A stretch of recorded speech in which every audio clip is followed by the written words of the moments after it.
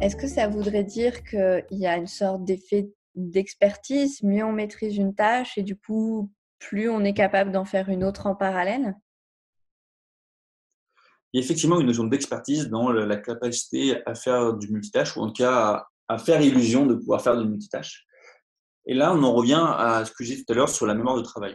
En fait, quand on fait une activité, si elle est très complexe, on va dire que les informations, elles vont prendre beaucoup de place dans la mémoire de travail et donc elle va saturer beaucoup plus vite.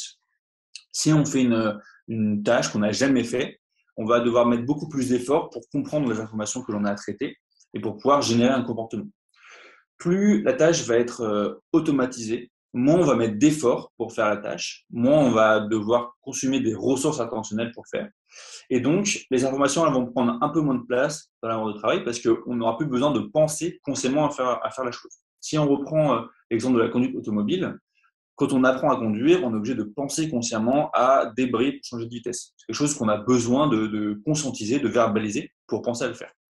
Si on conduit depuis 1 an, 10 ans, 20 ans, c'est des choses qu'on fait automatiquement. C'est notre corps, il le fait, on n'a plus besoin d'y penser. On sait qu'on a besoin de changer de vitesse, et encore des fois, on le fait automatiquement parce qu'on se rend compte que le moteur commence à faire plus de bruit et qu'on accélère.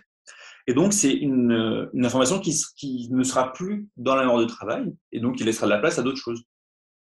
Mais on voit que c'est uniquement temporaire. Parce que si on est sur une route où il n'y a personne, on roule à 90, il n'y a pas de virage, on sent qu'il n'y a pas de souci. La conduite automobile, elle, ne prend que très peu de place dans la mémoire de travail parce qu'on a vitesse constante. Et donc, on peut tenir une discussion de manière efficace.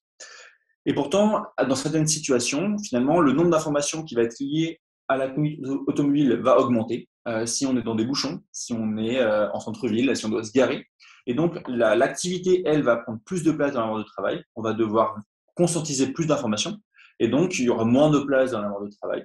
Et donc, on pourra porter moins bien notre attention sur la discussion. Donc, on se rend compte dans ces situations-là qu'on perd le fil de la conversation, on arrête de parler.